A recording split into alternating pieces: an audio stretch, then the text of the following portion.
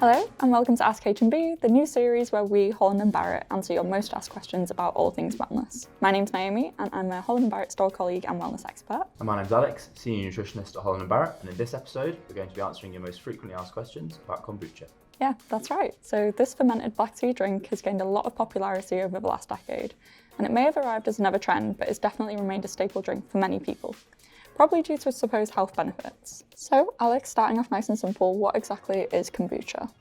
So kombucha is made using black tea leaves, and what happens is the tea leaves are fermented over a period of time, and this fermentation process causes the creation of lots of different types of microorganisms, specifically friendly bacteria. This fermenting process you can do at home, but what happens is you leave the kombucha tea leaves in kind of a jar similar to this for a period of time, and the fermentation process naturally occurs in kind of a cool, dark environment, and then we get the bacteria within the kombucha, which gives it that kind of distinct vinegary taste. Wow, I'd never actually thought about making my own.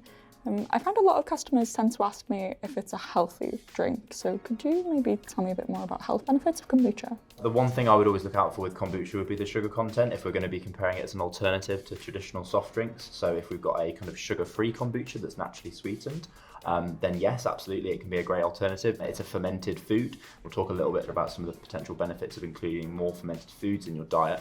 But yeah, absolutely, but always be wary of the sugar content. So when we're talking about fermented foods, there's actually been some really interesting research that's just come out of Stanford. Have actually looked at people who were told to consume more fermented foods or more fibre in their diet. And actually what the study showed that was the people who included more fermented foods in their diet had a greater increase in their microbial diversity. So this actually could be a really interesting kind of new novel strategy to improve the health of our gut microbiome, as well as obviously consuming fibre as per dietary recommendations. But kombucha is just one of many fermented foods that is a really useful addition to our diets. Wow, so that's amazing. All of those health benefits just from one drink. Now, I feel like we've covered quite a lot of the wellness aspects of including it in diet, but Alex, what does it actually taste like? So the taste of kombucha is really going to depend on what brand you're buying it from and also what's been added into the kombucha. So a plain kombucha, because it's made from black tea leaves, it's going to have a slight tea bitter note to it, a little bit of bitterness as well, just because from the tea leaves. And the main thing from that fermentation process is going to be a bit of an acidic tone, so that kind of vinegary note, and again, you can kind of smell it as well. But we can taste some, but some brands will also add fruit juice into theirs or kind of sweetening agents just to take away some of that bitterness. So the ones we've got in front of me is the raspberry flavour, so we can try it now. Actually quite nice. Yeah, so that's obviously with sweetener, or naturally sweetened, so it does take away some of that bitterness. So you mentioned that it was brewed from black tea. A lot of customers actually ask me because of that if it's caffeinated, and if it is, if it's going to keep them up at night, or if that's going to have any effect on sleep.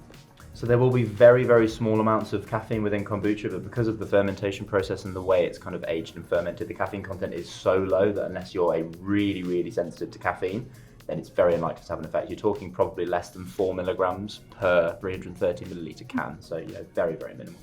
As well as caffeine, as a byproduct of the fermentation process, I've heard it has a small amount of alcohol in it. Is it enough to get customers drunk? That tends to be a common question I get when I mention it.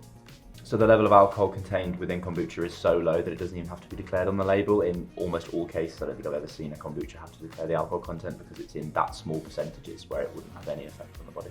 Just as a note though, if you are making your own at home, just be careful of how long you're leaving it, because obviously the longer the fermentation process, the more alcohol content will be there. So just be very, don't forget about it. Don't leave it in your kitchen. Thank you for watching. We hope you enjoyed learning a little bit more about health and wellness.